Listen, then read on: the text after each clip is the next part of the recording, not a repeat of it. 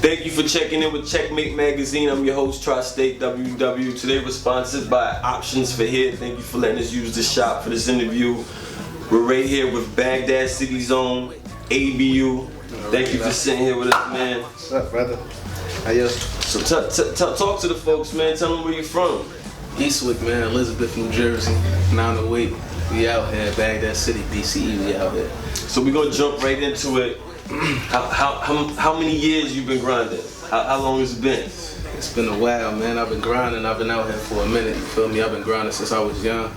I mean, I had a little hot kind of streak since I was young, especially locally. You feel me? But I've been grinding for a long time. You feel me? Most of the up and coming artists in Jersey, they might have heard of me or they know me from seeing me out there on the grind for so many years. I've been out here. So yeah, I've been out here for a minute. How many mixtapes / albums you in right now? Collectively, man, my group, we got 9. You feel me? This the 9th one. HS3, you feel me? But yeah, I've been dropping mixtapes since 2003. You feel me? So the HS3s, those are your solo. Those are your solo solo projects. Superstardom. Yeah, I dropped them. They're years apart. You feel me? I got different collective mixtapes with my crew. You feel me? Baghdad City. But yeah, the Hood Superstardom series is HS1, 2, and 3. I dropped one probably 2008, 2011, and one now. And what's the members in Baghdad City? Me, my brother Ham J, Fly, McFlossin, Jared, you feel me, J. Street, Big John Stud, and my man Mick, you feel me? So we the artists, the rappers in Baghdad City. When was Baghdad City established? I want to say around 2002, I would say. That's when we started calling ourselves that. You dig what I'm saying? Around 2002, beginning 2003 when we dropped that first joint. We was young, feel me? We was kids back then. So when did you first realize that this is what you wanted to do? You wanted to do rap, you wanted to do hip hop? Maybe like when I always wanted to do this since I was young, since I was a little kid, you feel me? But when I started taking it a little serious, I would say when I got in high school, you know what I mean? When I started trying to get a reputation or make a name, make myself known, and that's when I started, when I was around 16. Maybe around the time when I dropped my first tape. You feel me? What artists out there are you checking for? I'm checking for the top, man. Whoever at the top, that's what I'm checking for, you feel me? I don't listen to everything, you know what I'm saying? A lot of music today is good, like the music today is good, but it's hard to find something different, you feel me? So I check for local artists, you dig what I'm saying? More so than mainstream artists. I check for the people that's doing their thing on the local scale, and that's what I'm really checking for. Is there any of the local artists that you have collabed with or want to collab with that you feel could, complement your music? The best collabs that I think that I do is within my own team. You know what I'm saying? I got a lot of artists that's in my team that's hot. You know what I'm saying? Mac, he's a phenomenal artist. Shout out my Mac. brother. Fly, like we make good collaborations within my own group. But I mean, it's a few artists out there. Like whoever reach out, you dig what I'm saying? I'm open. I'm open to work with people. Talk to us about the battle rap and how did you get into that and why? The battle rap kind of got out of it a little bit. The battle rap thing is like since I was young, you know what I'm saying? That's one of the things that got me a reputation as like back then. This is something that you had to do, you feel me? When people, like nowadays, this is something I could touch on because social media is crazy. Like nowadays, people talk so crazy about other artists or whatever the case may be. I think I'm nicer than this person, or this person not this kind of hot, be getting this kind of shine, you feel me? Back when we was coming up, if you felt that way about a person, you could go see them, you feel me? And y'all could do it in the street. And that's where I became kind of legendary with that, you feel me? I had a lot of legendary battles, you know what I'm saying, in the streets. Like shits that's Like when sometimes I listen about to Smack and different kind of people that's in the battle culture, and they talk about the battles that used to happen back in the day, like in NY with Loaded Lux and Murder Mook and all of them, before they was taping these battles, before they was on camera. But in New Jersey too, it was a lot of legendary battles that happened in the street too in New Jersey. You feel me? Now that you mentioned artists like Loaded Lux, like Murder Mook, do you think that the battle lane stagnated their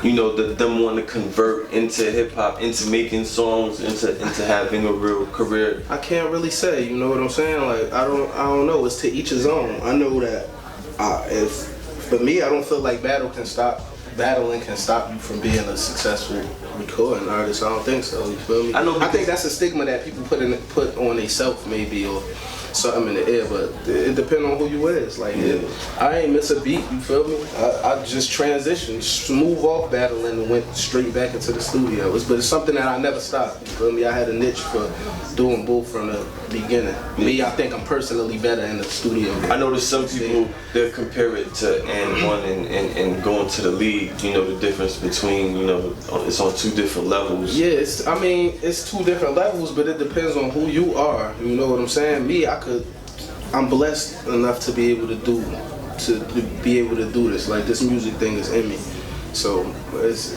that's nothing for me. You dig what I'm saying? The transition is not a thing. I could start battling again tomorrow. I know it's still there. You know yeah. So I know a lot of people get the stereotype of a Jersey artist, you know, from the Fetty Waps, no shade, but you know they look for that type of artist. When they look for Jersey rappers, and why are you different? I mean, it's cool. Like, it's Jersey. I like how it's happening in Jersey. You feel me? Because Fetty Wap is an artist that he went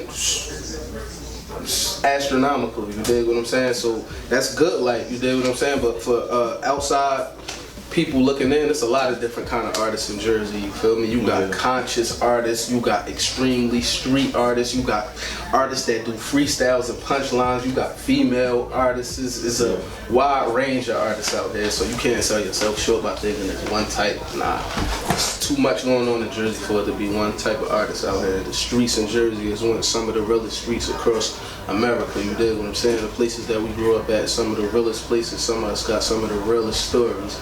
So that's what's really out here in Jersey. You gotta come search and find, you dig what I'm saying? But it's gonna present itself. It's looking like it's in a position to present itself, so we here. You know what I'm saying? Well, what's next for A.B.U? I'm just out here, you feel me? I'm on the grind. I got a whole lot of different things that I'm looking into doing, you feel me? But I'm just trying to further my movement, know what I mean? Further this BCE thing, know what I mean? Push and see how far I could get independently, you dig what I'm saying? I'm on a little mission. I mean, I got a couple goals that I want to reach. Why do you think you're highly respected in Jersey underground hip hop? And I noticed that you basically drop when you want. You do what you want. I do what I want. That's what it's about. Well, you don't want to be a slave and do what everybody tell you. I really pride myself on doing things that people say that I can't do, or doing what I want, and this what it's about. You're supposed to be able to do what you want. You know what I mean? But it's also about the push. I can't always say that I was 100% focused on rap. You know what I'm saying? So I was dropping when it was in my heart, when I felt it. You know what I'm saying? But now I'm pushing. You know what I'm saying? A lot of years I wasn't 100% focused to doing music, even though I was so talented. Whatever. I never stopped working, but I wasn't focused on trying to make something big out of this the whole time, you know what I'm saying? But I got a lot of respect because I've been around. You dig what I'm saying? Like, niggas know me. If you say my name to one of these Jersey artists, they know.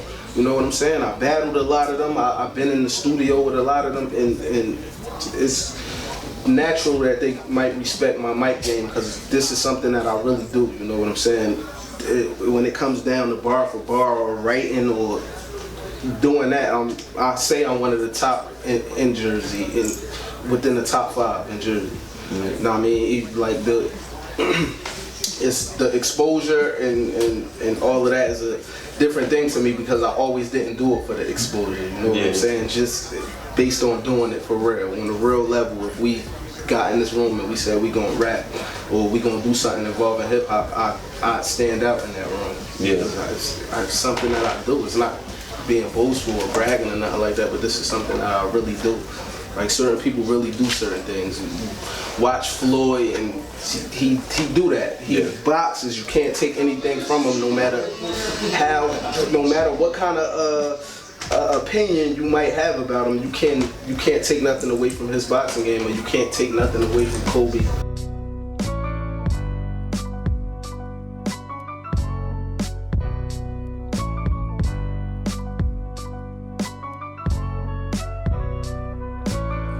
Outside getting right on the strip, lighting the